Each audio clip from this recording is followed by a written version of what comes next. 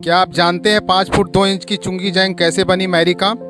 तो आइए दोस्तों, आज आपको सुनाता हूं बॉक्सिंग की प्लेयर मैरी कॉम की प्रेरणादायक कहानी, जिन्होंने भारत को 5 ओलंपिक पद दिलवाया।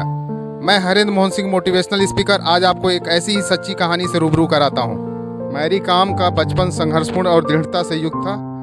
मैरी कॉम का जन्म 24 नवंबर 1982 को भारत के मणिपुर में एक छोटे से गाँव में हुआ था। गाँव में जन्मी मैरी कॉम ने छोटी उम्र से ही कई चुनौतियों का सामना किया।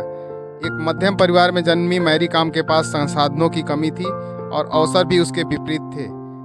हालांकि इन चुनौतियों के बावजूद भी मैरी कॉम ने बॉक्सिंग के प्रति अंतरंग प्रेरणा और प्रतिभा को प्रकट किया। उनका बचपन मणिपुर के कठोर जीवन से प्रभावित था, जहां वे अक्सर अपने भाई बहनों और दोस्तों के साथ खेल खेलती थी।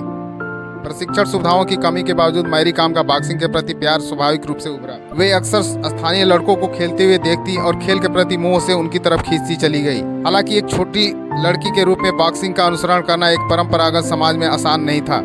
मैरी कॉम को अपने परिवार और समुदाय से संघर्ष का सामना करना पड़ा, जो मानते थे कि एक लड़की के लिए बॉक्सिंग एक उपयुक्त अनुसरण नहीं है। मैरी कॉम का बचपन वित्तीय कठिनाई से भी भरा हुआ था।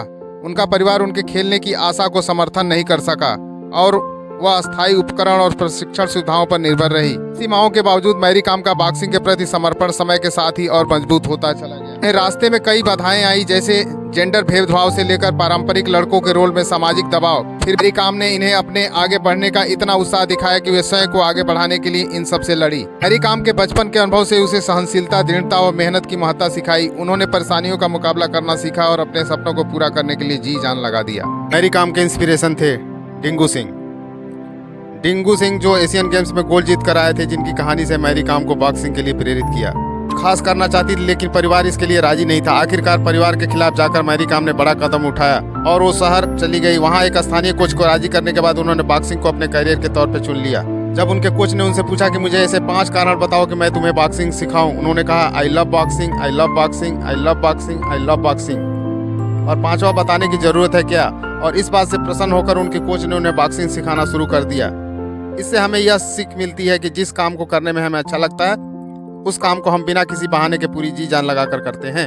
इसके बाद मैरी कॉम ने चैंपियन बनने के लिए अपनी कोशिश शुरू कर दी। वह प्रैक्टिस मैच भी लड़कों के साथ खेला करती थी, क्योंकि कोई भी महिला खिलाड़ी उनके सामने टिक नहीं पाती थी। उनके तीसरी ओलंपिक पदक के बाद उनके बच्चे होने के कारण उन्हें बॉक्सिंग 2 साल तक छोड़ना पड़ा।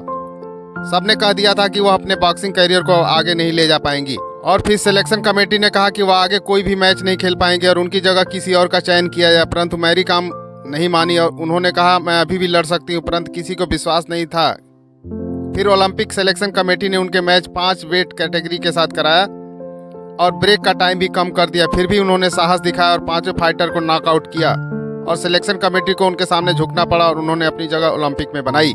इसके बाद उन्होंने विश्व कप जीता और भारत का नाम पूरे विश्व में रोशन किया। उन्हें पद्मश्री, पद्म विभूषण और पद्म भूषण से भी सम्मानित किया गया और बाद में उन्हें मेंबर ऑफ पार्लियामेंट बना दिया गया। साथियों, इस कहानी से हमें यह सबक मिलता है कि अगर हमारे जीवन में कठिनाइयां हो, तब भी अगर हम दृढ़ निश्चय कर लें तो कोई भी काम मुश्किल नहीं है और हम किसी भी लक्ष्य को प्राप्त कर सकते हैं। साथियों, हमारी कहानी अच्छी लगे तो इसे लाइक करें, कमेंट करें, सब्सक्राइब करें और बहुत ज़्यादा अच्छी लगी है तो शेयर भी करें।